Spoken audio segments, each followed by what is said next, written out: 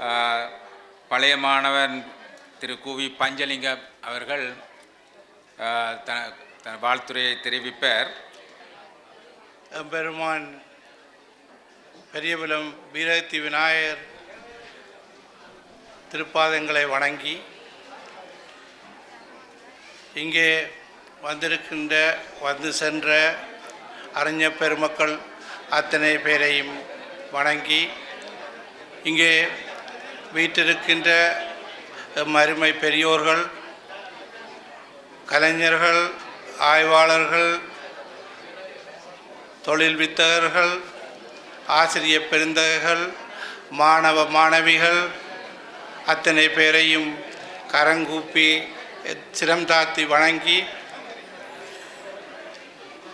இந்த வாழ்த்துறையை சுருக்கமாக முடிக்க சொல்லி கேட்டிருக்கின்றார் எனது நண்பர் பேராசிரியர் கோபாலன் அவர்கள். நான் அவருக்கு இடம் கொடுக்கப் போவதில்லை. சில விஷயங்களை நான் சொல்ல வேண்டியது இருக்கின்றது.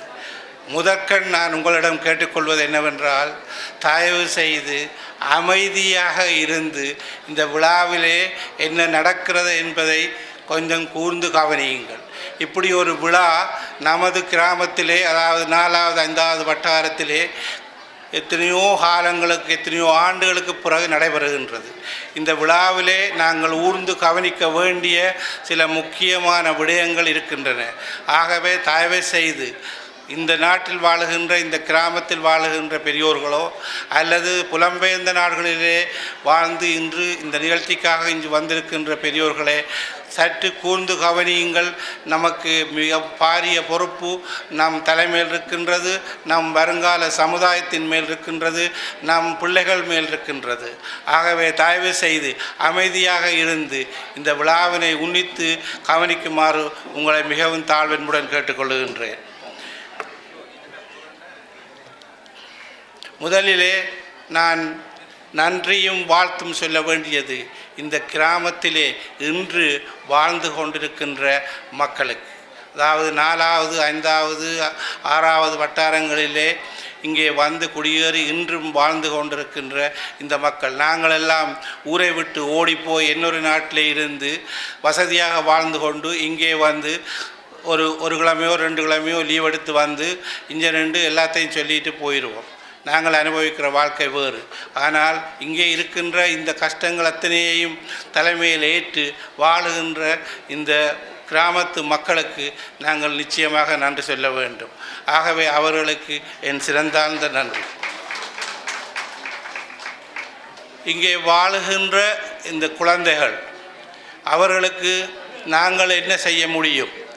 அவர்களுக்கு நாங்கள் என்னத்தை காட்டி கொடுக்க முடியும்? அவர்களுக்கு நாங்கள் வழிகாட்டியாக இருப்பதானால் அவர்களுக்கு நாங்கள் என்ன செய்ய வேண்டும்? இவற்றை நிச்சயமாக நாங்கள் உணர வேண்டும். இங்கே வாழுகின்ற குழந்தைகள், அதாவது நாங்கள் சிறு பிள்ளைகளாக இருந்த காலத்தில் கூட வசதிகள் மிகவும் குறைந்த காலம். அந்த காலத்தில், அதாவது எங்களுக்கு 50 வருடங்களுக்கு முன்னுக்கு ஆரம்பிக்கப்பட்டது இந்த பாடசாலை. அப்பொழுது என்ன வசதிகள் இருந்திருக்கும்? அப்போ குப்பி விளக்கிலே படித்த காலம். மீனாட்சி டீச்சர் இந்த இருக்கிறார், அவருடைய சகோதரர் இந்த இருக்கிறார், அவருக்கு தெரியும். அவர்கள் வீட்டில்தான் தபால் கந்தோர், அவர்கள் வீட்டில்தான் அவருடைய அப்பாவோ நான் பழகக்கூடிய சந்தர்ப்பம் எனக்கு கிடைத்தது. அப்படி பெருந்தகை ஆன ஆக்கள் அவருடைய நோக்கம் எல்லாற்றையும் உணர்ந்து அந்த காலத்திலிருந்தே எங்கள் மூத்தவர்கள் படிப்பினை தங்கள் கண்ணாக கொண்டார்கள். இந்த ஆய்வுரையிலே, எனது கட்டுரையிலே அந்த ஆய்வுரை சொன்னவர் என்னோட கட்டுரையை வாய்த்திருக்கிறார். அவர் சொல்லியிருக்கின்றார், இந்த பாடசாலையில் இருந்துதான் புங்குடுதீவிலே முதலாக ஒரு MBBS டாக்டர் உருவாகி இன்று அமெரிக்காவிலே பேரும் புகழுடன் வாழ்ந்து கொண்டிருக்கிறார். முதல் புங்குடுதீவிலே MBBS டாக்டராக வந்தவர் இந்த பாடசாலையின் பழைய மாணவர். அது மட்டுமல்ல, இலங்கை பல்கலைக்கழகத்திலே முதல் பேராசிரியராக வந்த எங்கள் சோவண்ணா செல்வநாயகம் அவர்கள் இந்த பாடசாலையின் பழைய மாணவர். இங்கே இந்த பாடசாலையை உருவாக்குவதற்கு உதவி செய்த எங்கள் பெரியார் பெருந்தகை திரு விஸ்வலிங்கம் அவர்களுடைய மூத்த புதல்வர் திரு கார்த்திகேசு அவர்கள் நினைவு கூற வேண்டியவர். அவர் இந்த கிராமத்திலே இங்கிலீஷிலே ஏதாவது எழுத வேண்டும் என்று சொன்னால் அந்த காலத்திலே அவரிடம்தான் போவார்கள். அவர் ஒருவர் தான் ஆங்கிலம் எழுத வாசிக்க திறமை படைத்த ஒரு பெருந்தகையாளன் என்று அந்த காலத்திலே சொல்ல நான் கேள்விப்பட்டிருக்கின்றேன். இப்படி பெரியோர்கள் எல்லாரையும் உருவாக்கிய இந்த பாடசாலையிலே படிப்பித்த ஆசிரியர்கள் மிகவும் அர்ப்பணிப்புடன் செயல்பட்டிருக்கின்றார்கள். அதாவது கடமைக்காக அந்த காலத்து ஆசிரியர்மார் செய்வதில்லை. அதாவது நீ இன்னாட்ட மகன், உனக்கு ஏண்டா படிப்பு வர இல்லை, ரைட், நீ இன்னாட்ட மகன், நீ ஏன் படிக்க இல்லை என்று சொல்லி தனிப்பட்ட முறையிலே தங்களுடைய கிராமத்து பிள்ளைகள் முன்னேற வேண்டும் என்று சொல்லி பாடுபட்ட வாத்திமார்களை நாங்கள் நிச்சயமாக நினைவு கூற வேண்டும். அவர்களுடைய அர்ப்பணிப்பு தான் இன்று நாம் இந்த நிலையிலே இந்த பாடசாலையில் நிற்கின்றதும் உலகத்திலே பறந்து வாழ்வதற்கு நமக்கு பாஷையும் கல்வியையும் அறிவையும் கணக்கையும் படிப்பித்த இந்த பெருந்தகைகளை நாங்கள் நிச்சயமாக வணங்க வேண்டும். நான் இந்த லண்டனிலே இந்த பாடசாலை 100 விழாவை பற்றி பணம் சேர்ப்பதற்காக ஒரு எலும்பாக்க வயது கூடிய ஒரு சகோதரியை சந்தித்தேன். அந்த சகோதரியுடன் நான் பணம் கேட்ட பொழுது அவர் சொன்னது என் காதில் இப்போ ஒலிக்கின்றது. உனக்கு தெரியாது, நான் இருபட்டியிலிருந்து கணேச வித்தியாசாலை வரை இங்கிலீஷ் படிப்பதற்காக கணேச வித்தியாசாலை வரை நடந்து போனேன் என்று சொல்லி. கணேச வித்தியாசாலை ஆரம்பிக்கப்பட்டது 1913 ஆண்டு. ஸ்ரீ சித்தி விநாயக வித்தியாசாலை ஆரம்பிக்கப்பட்டது 1914 ஆண்டு. அப்போ அந்த ஒரு வருடம் இந்த பிள்ளைகள் இங்கிருந்து கணேச வித்தியாசாலைக்கு ஆங்கிலம் படிப்பதற்காக நடந்து போகின்றார்கள் என்றதை உணர்ந்த எங்கள் பெருந்தகை திரு விசுவலிங்கம் அவர்கள் இந்த பாடசாலையை உருவாக்குவதற்கு பாடுபட்டு இந்த பாடசாலை இந்த இடத்திலே உருவாக்கி இந்த கிராமத்து மக்கள் பள்ளிக்கூடத்துக்கு போக வேண்டும் என்ற சிந்தனையை அன்று உருவாக்கியவர். அதாவது திருவாளர் பசுபதி பிள்ளை அவர்களின் உதவியுடன் அவர் உருவாக்கி இருந்தாலும் அவர்தான் இந்த கிராமத்துக்கு முதலாக பள்ளிக்கூடத்தை கொண்டு வர வேண்டும் என்று சொல்லி. ஸோ அந்த சகோதரி சொன்னபொழுது எனக்கு மிகவும் பெருமிதம் மட்டுமில்லை, என் கண்ணிலே கண்ணீர் வந்தது. ஏன் தெரியுமோ, நான் இங்கிலீஷ் படிப்பதற்காகவும் மேத்ஸ் படிப்பதற்காகவும் நான் கூட இங்கிருந்து மகா வித்தியாலயத்துக்கு போக வேண்டிய கட்டத்திலே இருந்தேன். 6ஆம் வகுப்பிலேயே என்னை மகா வித்தியாலயத்துக்கு அனுப்பிவிட்டார்கள். ஏன் தெரியுமோ, இங்கிலீஷ் படிக்கிறதுக்கு மேத்ஸ் படிக்கிறதுக்கு. இந்த பள்ளிக்கூடத்தில் இங்கிலீஷும் மேத்ஸும் இருந்திருந்தால் நான் அவ்வளோ தூரம் போக வேண்டிய தேவையில்லை. எனது நண்பர் பேராசிரியர் கோபாலன் அவர்கள் இந்த பள்ளிக்கூடத்திலே இருந்து வழிகட்டு எங்களுடன் யாழ்ப்பாணம் இந்து கல்லூரிக்கு வந்துதான் இன்று பேராசிரியராக எங்கள் முன் தேர்ந்து கொண்டிருக்கின்றார். ஆகவே பல பேராசிரியர்களையும் பல வித்துவான்களையும் பல பட்டதாரி ஆக்களையும் உங்களுக்கு தெரியும். எங்கள் கிராமத்திலே வாழ்ந்த பெரியார்கள் எத்தனை பேர், வைத்திய பெருமுகர்கள், ஆயுர்வேத வைத்தியர்கள், வாத்திமார்கள், கணக்காளர்கள், வியாபாரத்திலே தலை சிறந்தவர்கள். இன்றும் 4ஆம் குறுக்கு தெரு, 5ஆம் குறுக்கு தெரு, 3ஆம் குறுக்கு தெரு கொழும்பிலே போய் பார்த்தால் புங்குடுதி மக்கள் ஹோல்சேல் வியாபாரிகளாக வாழ்ந்து கொண்டிருக்கின்றனர். அவர்களுடைய அன்பளிப்பும் நற்பண்பும் தான் இன்றும் இந்த பாடசாலையை நாங்கள் இந்த நிலைமையிலே கட்டியெழுப்ப வேண்டியிருக்கின்றது. அதாவது இந்த காணி வாங்குவதற்காக நான் திரு செல்லத்துறை முதலாளி அவர்களுடைய மகளையும் மருமகனையும் சந்தித்து கேட்ட பொழுது அவர்கள் சொன்ன முதல் கருத்து, அங்குதான் பள்ளிக்கூடத்தில் பிள்ளைகள் இல்லையே, காணியை வைத்து என்ன செய்ய போகிறீர்கள்? நான் சொன்ன பதில் அதுக்கு என்ன தெரியுமோ, பாடசாலை இருந்தால் தான் பள்ளிக்கூடத்துக்கு பிள்ளைகள் வருவார்கள், பாடசாலை இருந்தால் தான் மக்கள் இடம்பெயர்ந்து வருவார்கள், தங்கள் பிள்ளைகளுடைய படிப்பை இங்கே வழிநடத்தலாம் என்று எண்ணி வருவார்கள். ஆகவே நீங்கள் காணியை தாருங்கள், நாங்கள் விஞ்ஞான கூடம் கட்டுவதற்குரிய முயற்சி எடுப்போம். நான் பார்த்த பொழுது இங்கே வந்திருந்த அரசாங்க பணிப்பாளர்கள் அத்தனை பேரும் எங்களுக்கு வாக்குறுதி தந்திருக்கிறார்கள், தாங்கள் சயின்ஸ் லேப் கட்டுவதற்குரிய பாடசாலையை அமைத்து தருவோம் என்று. அது அவர்கள் செயல்படுத்துவார்களோ இல்லையோ தெரியாது. நாங்கள் எங்களது மனதிலே ஒரு தீர்மானத்தை மேற்கொள்ள வேண்டும்.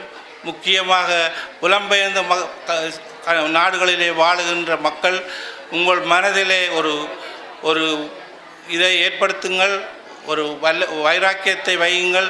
நாங்கள் இந்த சயின்ஸ் லேப்பை கட்டி கொடுத்து இந்த பாடசாலையில் இருந்து சயின்ஸிலே ஒரு இலெவல் வரையும் படித்து பாஸ் பண்ணி இலங்கை பல்கலைக்கழகத்துக்கு மாணவர்களை அனுப்புவோம் என்று இன்றிலிருந்து நாங்கள் ஒரு ஒரு தீர்மானத்தை எங்கள் மனதிலே எடுக்க வேண்டும் என்று சொல்லி உங்களை கேட்டுக்கொள்வதுடன் பெற்றோர்கள், இங்கே வாழுகின்ற பெற்றோர்கள் கல்வியிலே பெரிய வித்தகர்களாக இல்லாமல் இருக்கலாம். அந்த குழந்தைகளுக்கு கல்வியின் பெறுமதியை சொல்ல வேண்டிய கடமை பக்கத்திலே இருக்கின்ற அத்தனை பேருக்கும் உண்டு. பெற்றோர்களுக்கு கல்வியின் பெறுமதியை சொல்லிக் கொடுக்க தெரியாமல் இருக்கலாம். ஆனால் எங்கள் நாட்டிலே வாழ்ந்த அத்தனை பெற்றோரும் கல்வியிலே சிறந்தவர்கள் இல்லை. அதாவது சில குழந்தைகள் தாங்களாகவே நேச்சுரல் இன்டெலிஜென்ட் என்று சொல்லுவார்கள் ஆங்கிலத்திலே, அதாவது தங்களுக்குரிய அந்த கெட்டித்தனத்திலே முன்னுக்கு வந்திருக்கிறார்கள். இங்கே இருக்கின்றார்கள். உதாரணமாக என் நண்பர் கந்தசாமி, அவரை போன்ற பல பேர் இங்கிருந்து ஸ்காலர்ஷிப்பிலே எடுபட்டு வேலணை மத்திய மகா வித்தியாலயம், ஸ்டான்லி காலேஜ் போல பள்ளிக்கூடங்களுக்கு சென்று அங்கிருந்து பெரிய வித்தகர்களாகி டாக்டராகி என்ஜினியராகி இன்றும் உலகம் முழுக்க பறந்து வாழுகின்றார்கள். அதுக்கு காரணம் பெற்றோருடைய அர்ப்பணிப்பு. அந்த பெற்றோர்களுடைய அர்ப்பணிப்பும், அதாவது மாணவர்களுடைய முயற்சி உடையார் இகழ்ச்சி அடையார். மாணவர்களே, உங்களை நான் அன்போடு கேட்டுக்கொள்வது என்னவென்றால், இந்த மண்ணிலிருந்து தான், இந்த பாடசாலையிலிருந்து தான் நாங்களும் வெளிநாடு சென்று இன்று இவ்வளவு பெரிய தகுதியிலே வாழக்கூடியவர்களாக இருக்கின்றோம். உங்களாலும் அது முடியும். நாங்கள் செய்வோம், முயற்சிப்போம், முயற்சியில் வெற்றி பெறுவோம் என்று ஒரு திடகாத்திரமான நம்பிக்கையை உங்கள் மனதிலே ஏற்படுத்துங்கள். நீங்கள் நிச்சயமாக வெற்றி பெறுவீர்கள். அதாவது முயற்சி உடையார் இகழ்ச்சி அடையார். உங்கள் மனதிலே முயற்சி முயற்சி முயற்சி என்று தீர்மானியுங்கள். இங்கே மாணவர் பற்றாக்குறை இருப்பதனால், அதாவது அரசாங்க காரியாலயங்களிலே ஒரு பள்ளிக்கூடத்தில் இவ்வளவு மாணவர் இருந்தால் இவ்வளவு ஆசிரியர் தான் இருக்கலாம் என்று ஒரு தீர்மானம் இருக்கின்றது. அவர்களுக்கு ஒரு கணக்கு இருக்கின்றது. இவ்வளவு பள்ளிக்கூடத்தில் இவ்வளவு மாணவர்களுக்கு இத்தனை ஆசிரியர், இவ்வளவு தான் காசு கொடுக்க முடியும் என்று ஒரு இருக்கின்றது. ஆனால் இங்கே சில பாடங்கள் படிப்பிப்பதற்கு ஆசிரியர்கள் இல்லை. ஏனென்றால் எங்கள் நாட்டிலே தங்குவதற்கு வசதி இல்லை, போக்குவரத்து வசதி குறைவு. குறிகாட்டுவான் மட்டும் பஸ் போகும். கந்தசாமி கோயில் சந்தியிலிருந்து இருபட்டி வர்றதுக்கு பஸ் இல்லை. அப்போ அவர்கள் வந்து போகிறது கஷ்டம். இதால் முக்கியமாக கூடுதலாக ஆசிரியர்கள் எல்லாம் பெண்கள் தான் இருக்கின்றார்கள், ஆண்கள் குறைவு. அதுதான் எங்களது ஸ்டாட்டிஸ்டிக்ஸ். அதன்படி பார்த்தால் இங்கே டீச்சர்ஸை கண்டுபிடிப்பது மிகவும் கஷ்டமாக இருக்கின்றது. அதாவது சில முக்கியமான பாடங்களுக்கு சயின்ஸ், மேத்ஸ், இங்கிலீஷ், இது மூன்றுக்கும் ஆசிரியர்களை கண்டுபிடிப்பது கஷ்டமாக இருக்கின்றது. கனடா வாழ் தமிழர்கள், பிரான்ஸ் வாழ் தமிழர்கள், ஜெர்மன் வாழ் தமிழர்கள், சுவிட்சர்லாந்து வாழ் தமிழர்கள், லண்டன் வாழ் தமிழர்கள், இவர்கள் எல்லோரும் சேர்ந்து ஒரு அரும்பெரும் அறக்கட்டளை ஒன்றை அமைப்பதற்கு திட்டம் கொண்டிருக்கின்றோம். இந்த அறக்கட்டளை என்னவென்றால், இந்த நிகழ்ச்சிக்காக எங்களால் சேர்க்கப்பட்ட பணத்திலிருந்து ஒரு தொகையை ஒதுக்கி வைத்து, அந்த தொகையிலே இருந்து வருகின்ற பணத்தில் இருந்து நாங்கள் வாலண்டியர் ஆசிரியர்ஸ் கொஞ்சம் பேரை செலக்ட் பண்ணி அவர்களுக்கு பேசிக்கான சம்பளத்தை கொடுத்து, அதாவது அவர்களுக்கு தேவையான செலவுக்குரிய ஒரு சிறு தொகையை சம்பளத்தை அவர்களுக்கு கொடுத்து, அவர்களுக்கு பிரயாண செலவு கொடுத்து, அவர்களுக்கு சாப்பாடு கொடுத்து நாங்கள் இங்கே அவர்களை வருவித்து இந்த பிள்ளைகளுக்கு ஆங்கிலம், சயின்ஸ், மேத்ஸ் என்று சொல்லுகின்ற இந்த பாடங்களை படிப்பிக்கிறதுக்கு முயற்சி செய்து கொண்டிருக்கின்றோம். நேற்று நடந்த ஒரு சின்ன குழு கூட்டத்திலே நாங்கள் இதை தீர்மானித்திருக்கிறோம். அந்த செய்தியை உங்களுக்கு மிகவும் மகிழ்ச்சியுடன் தெரிவித்துக் கொள்ளுகின்றேன். இந்த நேரத்திலே நாங்கள் சில ஆசிரியர்மாரை நினைவு கூற வேண்டியது முக்கியமான பொறுப்பு. பேராசிரியர் பேர்மநாதன் இன்று எங்களிடம் இல்லை. அவர் கனடா சென்று விட்டார் குடும்ப விஷயம் காரணமாக. அவரை நினைவு கூற வேண்டும். அவர் ஒவ்வொரு சனிக்கிழமையும் யாழ்ப்பாணம் பல்கலைக்கழகத்திலே இருந்து இங்கே வந்து இந்த கிராமத்து பிள்ளைகளுக்கு பாடம் சொல்லி கொடுத்து கனகாலமாக நீண்ட தொண்டு செய்தவர். அவரை நாங்கள் நினைவு கூற வேண்டும்.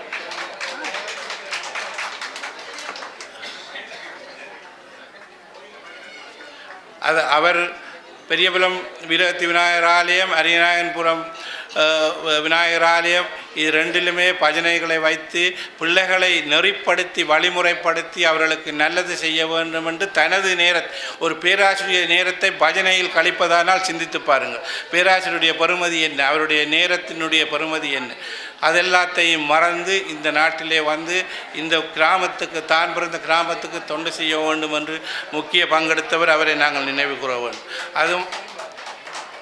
அது மட்டுமல்ல, தலைமை ஆசிரியராக இந்த பள்ளிக்கூடத்திலே இருந்தவர் திரு கனகசுந்தரம் ஆசிரியர் அவர்கள். அவர் இந்த கிராமத்துக்கு சொந்தக்காரன் அல்ல, நயனாதீவை சேர்ந்தவர். இந்த கிராமத்திலே பெண்ணெடுக்க வந்தவர். இந்த கிராமத்திலே வாழ்ந்து இந்த கிராமத்துக்காக எத்தனையோ காலமாக பெரியபுலம் வீரகத்தி விநாயகர் ஆலயத்தின் செயலாளராக இருந்து நீண்ட தொண்டு செய்தவர். அவர் இந்த பள்ளிக்கூடத்திலே தலைமை ஆசிரியராக இருந்திருக்கின்றார். அவரை நாங்கள் நினைவு கூற வேண்டியது மிகவும் முக்கியமான ஒன்று. நன்றி மறப்பது நன்றல்ல என்ற அந்த சரித்திரத்துக்கு இணங்க நாங்கள் சில பேரை தவறவிட்டிருந்தாலும் அவர்கள் எல்லாரையும் இந்த நேரத்திலே பழைய மாணவர்கள் நினைவு கூற வேண்டும் என்பது எனது அவா.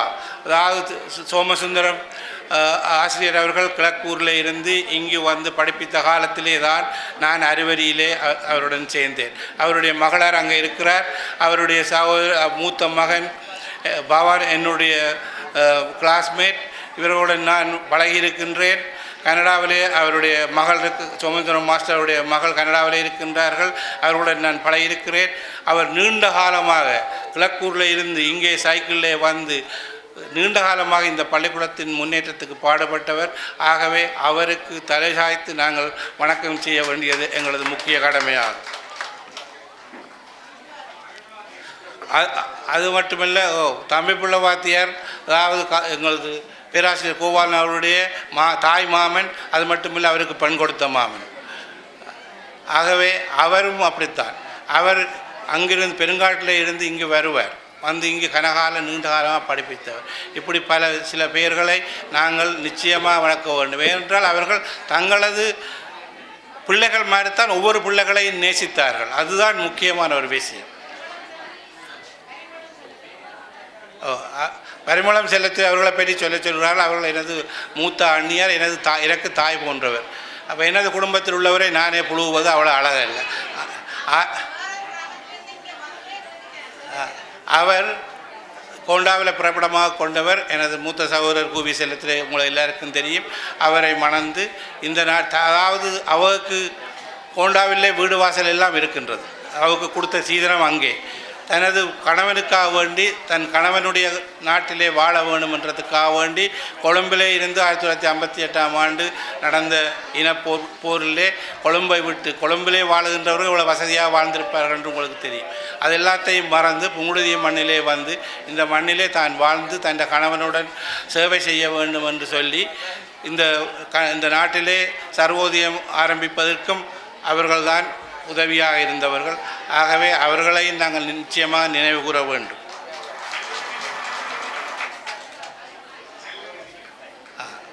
அடுத்ததாக நல்லதங்கம் ரத்னராசா அவர்கள், அதாவது எங்களுக்கு மாமியாக இருந்தவர். அவருடைய பெருமையை நாங்கள் சொல்ல வேண்டும். இந்த பாடசாலைக்கு பக்கத்திலே அவருடைய வீடு. இந்த பள்ளிக்கூடத்திலே நீண்ட காலமாக அவர் மாணவியாக இருந்திருப்பார் நான் நினைக்கின்றேன். அது மட்டுமில்லை, இந்த பாடசாலைக்கு பல விஷயங்களிலே உதவி செய்தவர். அவரும் அவரது கணவரும் 2 பேரும் இந்த கிராமத்தையே சேர்ந்தவர்கள். கணவர் முன்வீடு, அவர் இன்னொரு 1 மைலுக்கு உட்பட்ட தூரத்திலே வாழ்ந்தவர். ஆகவே அவர்களை நாங்கள் நினைவு கூற வேண்டும். அது மட்டுமல்ல, திருவாளர் நடேசு மாஸ்டர் அவர்கள் வேலனையைச் சேர்ந்தவர். அவரது புறப்படம் இதுவாக இல்லாட்டியும் தான் வாழ வந்த, அதாவது வாழ்க்கைப்பட வந்த பெண்ணெடுத்த இடமாக இந்த கிராமத்துக்காக பல தொண்டுகளை செய்தவர். மக்கள் சேவா சங்கத்திலே திரு கூவி செல்லத்துறை அவர்களுடன் திருவாளர் பொன்னம்பலம் அவர்களுடன் தோளோடு தோள் நின்று நயனாதீவு திருவிழா காலங்களிலே மக்களாக பாடுபட்டு தோளோடு தோள் நின்று இதுதான் தனது கிராமம், தான் பிறந்து வளர்ந்த ஊர் என்று பாடுபட்டவர். அவரை நாங்கள் சிறுவயதிலே இழந்து விட்டோம். இருந்தாலும் கூட அவர்களை நாங்கள் நிச்சயமாக நினைவு கொள்ள வேண்டும் என்று உங்களுடன் கேட்டுக்கொள்கின்றேன். அதற்கு மேலாக இந்த காணியை தந்துதவியவர்கள் லண்டனில் இருக்கின்றார்கள். அவர்களுடன் நான் தொடர்பு கொண்டு அவர்களுடைய அனுமதியை பெற்று இந்த காணியை அவர்களிடம் பெற்றபடியால் இந்த சந்தர்ப்பத்திலே அவர்களுக்கு, அதாவது செல்லத்திர முதலாளியுடைய மகள் மருமகன் திரு குணபாலன் அவர்கள் என்னுடன் யாழ்ப்பாணம் இந்து கல்லூரியிலே படித்தவர். மிகவும் அமைதியான ஒரு பெருந்தகை. அவருடைய மகளும் அப்படித்தான், அவருடைய மனைவி. இவர்கள் நான் கேட்டவுடன் நான் தருகின்றேன் காணியை, என்ன செய்ய போகின்றீர்கள் என்று கேட்டார். நான் அதுக்குள்ளே நாங்கள் ஒரு சயின்ஸ் லேப் கட்டப்போகிறோம் என்று சொன்னதும் பரவாயில்லை, அது நல்லதுக்கு நீங்கள் பாவிச்சா சரி என்று சொல்லி அவருடைய சகோதரர் சிவபாதம் அவர்களுடைய உடனே கையெழுத்து வைத்து கொடுத்து விட்டார். அந்த பெருந்தகைகளை நாங்கள் நிச்சயமாக அவர்களுக்கு சிறந்தாத்தி நன்றி சொல்ல வேண்டும். அதுக்கு மேலாக மற்ற எல்லா நாடுகளிலுமே பணத்தை நாங்கள் சேர்த்து கொடுத்திருக்கின்றோம். முக்கியமாக லண்டனிலே பணம் சேர்க்கின்ற பொறுப்பு எனக்கு ஏற்பட்டது. அந்த பணம் சேர்க்கின்ற பொறுப்பிலே நான் எனக்கு தெரிந்த அத்தனை பேரையும் தொடர்பு கொண்டு கேட்ட பொழுது எல்லோரும் மனங்கூணாமல் பள்ளிக்கூடத்துக்காக நான் தருகின்றேன் என்று சொல்லி பணத்தை அள்ளி தந்த அத்தனை பெருந்தகைகளுக்கும் நன்றி சொல்ல வேண்டியது எனது முக்கியமான கடமை. இது லண்டன் மட்டுமில்லை, கனடாவிலே இருந்து பெருந்தொகையான மக்கள் பெருந்தொகையான பணத்தை கொடுத்திருக்கின்றார்கள். பிரான்சிலே இருந்து பெருந்தொகையான பணத்தை கொடுத்திருக்கின்றார்கள். ஜெர்மனிலையும் அதே மாதிரி, சுவிட்சர்லாந்தும் அதே மாதிரி. சில நாடுகளிலே நாங்கள் சென்று சேர்க்க முடியாமல் போனது எங்களது புலைய ஒழிய அங்கே கொடுக்கறதுக்கு ஆக்களில் காத்திருக்கின்றார்கள். ஆகவே இன்னும் நாங்கள் சில தொண்டுகளை செய்யலாம், அவர்களை நெருங்கி இன்னும் பல விஷயங்களை பெற்றுக்கொள்ளலாம் என்று நான் நினைக்கின்றேன். இன்னும் ஒரே ஒரு முக்கியமான செய்தியை உங்கள் முன் வைக்க நான் விரும்புகின்றேன். நேரம் பறந்து கொண்டிருக்கின்றது, எல்லோருக்கும் பசி வயத்தை பிடுங்குகின்றது. அதுக்கிடையிலே ஒரு முக்கியமான செய்தி நான் சொல்ல வேண்டும். என்னவென்றால், அதாவது தீவு பகுதியை பொறுத்தவரையிலே, அதாவது புங்குடுதீவோ, நயனாதீவோ, நெடுந்தீவோ, எழுவதீவோ, அன்னதீவோ, தண்ணி என்ற ஒரு விஷயம், குடி தண்ணீர் என்று சொல்லுகின்ற ஒரு விஷயம்தான் நம்ம நாட்டை மிகவும் பின்தங்கி வைத்திருக்கின்றது. நாங்கள் கல்வியிலே சிறந்திருக்கின்றோம், தெய்வ வழிபாட்டிலே சிறந்திருக்கின்றோம், மிகவும் பெருமையுடன் உலகம் முழுக்க வாழுகின்றோம். நமது பெருமையை இன்னொருத்தர் சொல்ல நாங்கள் கேட்டிருக்கின்றோம். இப்பொழுது இப்படி புங்குடுதி மக்கள் என்று சொல்லுகின்ற நாங்கள் பெருமையுடன் வாழ்ந்தாலும் நம்முடைய இருக்கின்ற ஒரே ஒரு குறை குடி தண்ணீர். இந்த குடி தண்ணீரைக்கு என்ன வழி தேடலாம்? டேங்கில் சாட்டியிலிருந்து கொண்டு வந்து குடிக்கலாம், அது நிறைவேறாத விஷயம். என்ன செய்யலாம்? வருங்கால சந்தையினர், நமது பிள்ளை குட்டிகள், வெளிநாட்டிலே வாழுகின்ற பெற்றோருடைய பிள்ளைகள் எல்லோரும் நல்ல நிலையிலே வந்து கொண்டிருக்கின்றார்கள். ஒவ்வொரு வீட்டிலும் 2 doctor, 3 doctor, 4 engineer, 4 finance officer, stock brokers, இதெல்லாம் உலகத்திலே அந்த டொப்பிலே இருக்கின்ற தொழில்கள். இந்த தொழில்களுக்குத்தான் நம்ம பிள்ளைகள் எல்லாம் படித்திருக்கிறார்கள், இப்போ உழைக்கிறார்கள். ஒவ்வொருவருடைய சம்பளமும் கோடிக்கணக்கில் உழைக்கிறார்கள். பெற்றோர்கள் நாங்கள் விரும்பினால் பிள்ளைகளுக்கு நமது சமுதாயத்தை பற்றி சொல்லி, நமது நாட்டின் பெருமையை சொல்லி, ஏனென்றால் அவர்கள் இங்கே பிறந்தவர்கள் இல்லை, அவருக்கு தெரியாது. நாங்கள் பட்ட கஷ்டங்கள், தண்ணியில்லா பட்ட கஷ்டம் எல்லாம் அவர்களுக்கு சொன்னால் ஏறாது. அனுபவப்பட்டவனுக்குத்தான் அதன் அருமைகள் தெரியும். ஆகவே நாங்கள் பெற்றோர்கள் நமது பிள்ளைகளை கொண்டு செய்ய வேண்டிய ஒரே ஒரு தொழில், அதாவது நீங்கள் வெளிநாட்டை பார்த்தீர்கள், அதாவது மிடில் ஈஸ்ட் என்று சொல்லுகின்ற மத்திய தரைக்கடல் நாட்டை பார்த்தீர்கள் என்று சொன்னால், அங்கே பாலைவனத்திலே மக்கள் கோடிக்கணக்கிலே வாழுகின்றார்கள். அரைவாசி பேருக்கு துபாயை பற்றி கேள்விப்பட்டிருப்பீர்கள். தண்ணி ஒரு சொட்டு கூட இல்லாத நாடு, ஒரு சின்ன கடலால் சூழப்பட்ட நாடு. அங்கு என்ன செய்கிறார்கள்? பெரிய பெரிய கட்டிடமெல்லாம் கட்டி கோடிக்கணக்கிலே மக்கள் வாழுகின்றார். எங்கே தண்ணி எடுக்கின்றார்கள்? கடலில் இருக்கிற தண்ணியை சுத்திகரித்து குடி தண்ணீராக்கி கடல் தண்ணியை பாவித்து சுத்திகரித்து வாழுகின்றார்கள். அந்த ஒரு விஞ்ஞானத்தை நமது கிராமத்துக்கு கொண்டுடலாம். அவர்கள் பணம் படைத்தவர்கள் பெரிய ரீதியிலே செய்வார்கள். நாங்கள் ஒரு சிறு ரீதியிலே குடி தண்ணீரை மட்டும், மற்றதுக்கு எங்களுக்கு தண்ணி இருக்கின்றது, மற்ற தேவைகளுக்கு எங்களுடைய தண்ணி இருக்கின்றது. குடி தண்ணீருக்கு மட்டும்தான் நாங்கள் வேறு இடங்களில் தங்கியிருக்க வேண்டியிருக்கிறோம். குடி தண்ணீருக்காக மட்டும் கடல் நீரை சுத்திகரிக்கிற ஒரு திட்டத்தை இங்கே நாங்கள் ஏற்படுத்தினால், அதாவது நமது பிள்ளைகள் வருங்கால சந்ததியினருடன் உதவியுடன் பணத்தை சேர்த்து, அதாவது தீப்பதியில் உள்ள அத்தனை மக்களும் சேர்ந்து ஒரு திட்டத்தை ஏற்படுத்தினால், அல்லது புங்குடுதீவில் உள்ள அத்தனை மக்களும் சேர்ந்து அப்படி ஒரு திட்டத்தை ஏற்படுத்தினால் நிச்சயமாக புங்குடுதீவுக்கு மக்கள் வருவார்கள். அவர் சொன்னது மாதிரி யாழ்ப்பாணம் சனத்தொகையிலே பெருகி கொண்டு போகின்றது. ரோட்டுகள் வாகனங்கள் அங்கே கூடிக்கொண்டிருக்கின்றன. அதாவது நல்ல சுவாத்தியமான காற்றை தேடி தீவு பகுதி கடற்கரைக்குத்தான் மக்கள் வர வேண்டும். வருங்காலத்திலே கடற்கரையினுடைய பெருமையை உணர்ந்தவர்கள் இருக்கின்றார்கள். ஆகவே நாங்கள் அந்த திட்டத்தை செய்ய வேண்டும் என்று உங்களிடம் கேட்டு வாய்ப்புக்கு நன்றி கூறி விரைவுகின்றேன். நன்றி வணக்கம். நல்ல விஷயங்களை உங்களுக்கு கூறியிருந்தார். அடுத்ததாக நாங்கள் இன்னும் 4 பேர் இந்த வாழ்த்துரை வழங்க இருக்கின்றார்கள். அதற்கு இடையிலே ஒரு பாடசாலை மாணவர்களது கலை நிகழ்ச்சி இடம்பெறும்.